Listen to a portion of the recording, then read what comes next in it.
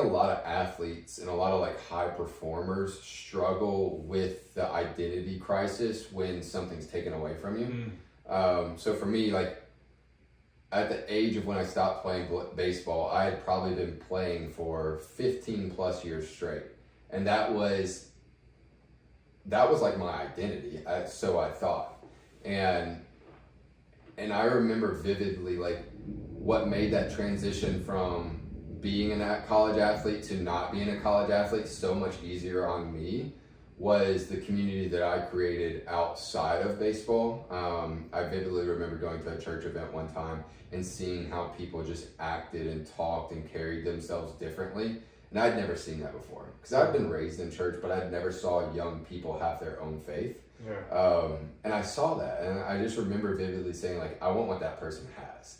That cliche story of you getting like introduced into, you know, religion or Christianity or whatever your faith is. And I was like, there's just some, like that person has a glow, that person has an energy. I want what that is. And that's kind of where I pivoted and was able to like start creating my own relationship with God.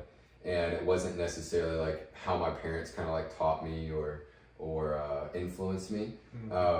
And getting involved in that church in Tuscaloosa made that transition a lot easier because I knew that my identity was no longer in baseball. It was like in who God says I was. So it's kind of full circle, like saying that now, 5-6 years after the fact, it's, you know, it makes sense. But in the moment, it was just like kind of what naturally happened was, you know, you transition from one aspect to life of one season of life to the next. And I've told like a lot of employees that have worked for us for Blends, like don't ever try to graduate college like early because you have the rest of your life to kind of, you know, live and figure things out. You can never go back to college and do things that are socially acceptable when you're 30 as you were when you were 20. That's so true.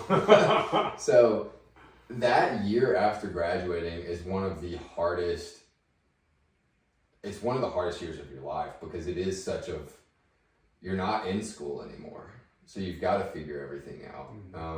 You're going from where you have all your friends in one place and like you're all dispersing across the entire country. You're lucky if you go to another city where you know someone. So it's definitely a hard transition. And I think a lot of it is just like knowing where your identity is. And I'm not saying there's one certain, I mean, I firmly believe your identity is in Christ, but I'd be naive to sit here and say like, you know, to the entire world, your identity is in Christ. Not everyone's going to believe that, but like knowing where you are and who you align with is very important because that keeps you from being like swayed back and forth by external influences from other people and cultures. I mean, I love the fact you say that I have a coaching and consulting company. And most of it it's almost always around leadership, and very much so. But what we say is the company's name is the Forge Leader. And we say that a Forge Leader knows two things.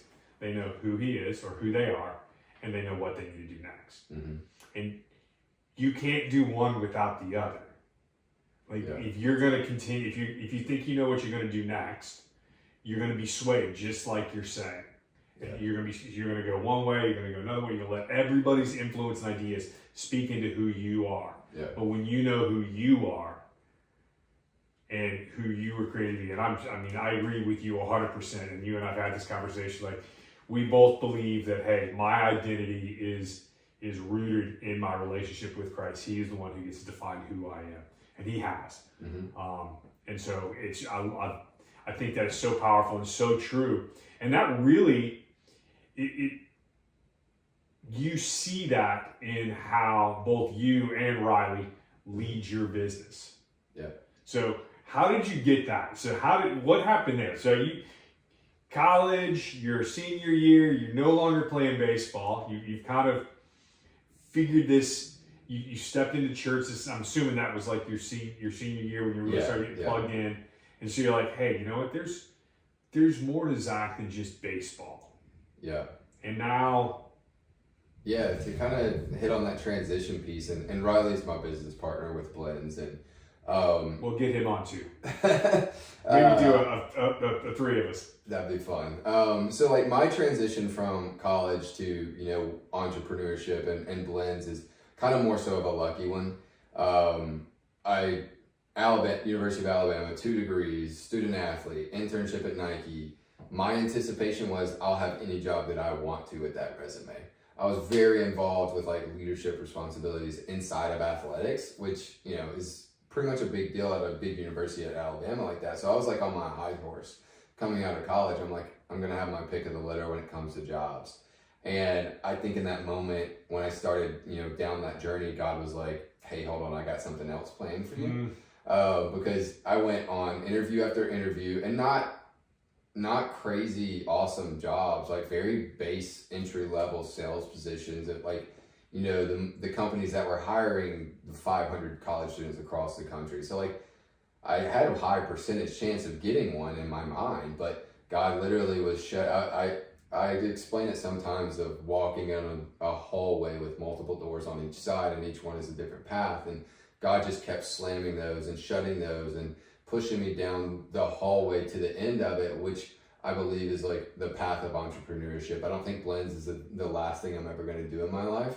But I think like entrepreneurship allows me to have the biggest impact on, you know, not necessarily, well, my environment, the people around me, not on like the world, but definitely those people that are closely related to me. But so that was kind of my transition, and choosing Blends was definitely not my like dream or goal when I was a senior. It was kind of like, hey, I'm a college student, I can't find a job. So like into graduation around May, I went ahead and set up a college or a summer job down in the Santa Rosa 30A area, and I was pretty much just going to go set up beach chairs for the next 3 months and then pick up the job search back in August, and I was totally content and okay with that. And then during that time, Riley and I actually had the idea of Blends was birthed. It's a pretty cool story, and it's very grassroots. Like everything about Blends was just like so crazy how it like formulated. I remember scouring Facebook Marketplace for a food truck to open up in, because we knew that we weren't going to have enough capital to start an actual, you know, restaurant. I remember literally driving down like roads of like different and business parks and shopping centers to get inspiration for branding and logos and names.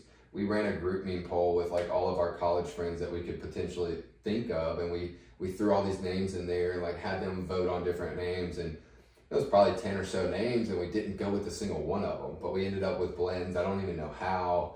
So it's this crazy story of like, you know, you could never have chosen that path. A lot of that was already preordained in God's world. And I think we just got really lucky in a sense of, you know, we ended up with that idea. I remember telling Riley in the summer of 2018, like I kept relating it to the idea of a pop socket on their phone.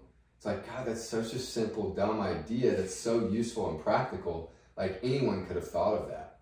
And I kept saying like, acai is such a trending product, and it markets directly toward the customer demographic of college students. Mm-hmm. So I told Riley, I was like, if we don't do this, someone else is going to do it. And it wasn't really from the mindset of like, oh my God, we've got to go do this. It was more so like, this is the reason that we should. Mm-hmm. It was never a passion. It was never like, my goal for the rest of my life is going to be an entrepreneurship. That's how I'm going to change the world. It was more so like, I don't really have anything else to do. This is a cool idea, and I think this is justification of why we should do it.